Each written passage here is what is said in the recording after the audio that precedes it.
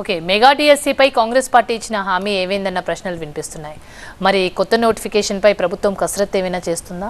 Exactly ఇవాళ TET నిర్వహించడం వి stick to that. ఎందుకంటే ఒకసారి చెప్పినాక ఖచ్చితంగా చేస్తాం. అందుకే కదా ఇప్పుడు ప్రజలు వాళ్ళని పక్కన పెట్టిందే అందుకు.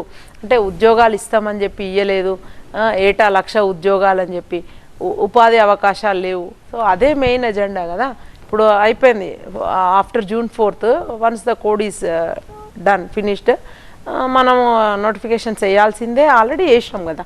సో కంటిన్యూ చేయాల్సిందే recruitment process. It's on going process. And again అది ఏదో 30,000తోనో 10,000తోనో కాదు, ఎంత అవసరం ఉంటే అంత ఖచ్చితంగా రిక్రూట్ చేయాల్సిందే. ఫర్ ఎగ్జాంపుల్ లైక్ గడిచిన 10 ఏళ్లలో చాలా పద్ధతి ప్రకారం కేసీఆర్ అనే వ్యక్తి 6,000 పాఠశాలను మూయడం జరిగింది.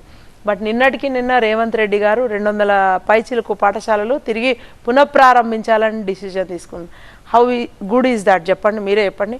అండ్ అది కూడా ఆ పాఠశాలల నిర్వహణ కూడా ఇవాళ క్యాబినెట్లో కూడా వాళ్ళు నిర్ణయం తీసుకున్నారు. చాలా చక్కటి నిర్ణయం అది. అమ్మ ఆదర్శ కమిటీల ద్వారా అవి నిర్వహించాలని.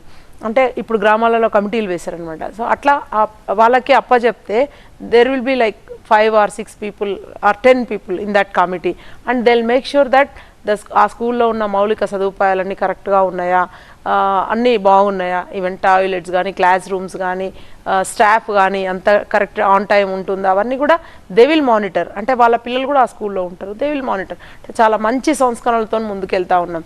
సో అట్లాంటప్పుడు ఇంకా రిక్రూట్మెంట్ పెరుగుతుంది తప్ప, మేము చెప్పిన నెంబర్ కంటే ఇంకా ఇప్పుడు స్కూల్స్ పెరిగినప్పుడు ఆటోమేటిక్గా స్టాఫ్ పెరగాలి కదా. సో అట్లా పెంచుకుంటూనే పోతుంది తప్ప ఎక్కడ ఆగే పరిస్థితి లేదు.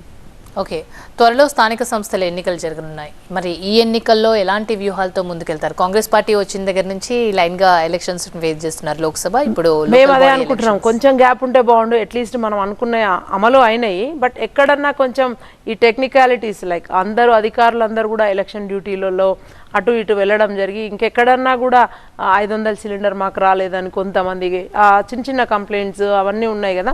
సో అవన్నీ కూడా ఓవర్కమ్ అవుతాము. కొంచెం గ్యాప్ ఉంటే బాగుండు 1 month అని ఐ విష్. లైక్ నేను కూడా అనుకుంటా ఉన్నా, కొంచెం గ్యాప్ ఉంటే మొత్తం పూర్తిగా ఈ పథకాలన్నీ అమలు చేసి ప్రజల్లోకి వెళ్తే ఇంకా బాగుంటుందని నేను కూడా అనుకుంటున్నాను. ఓకే.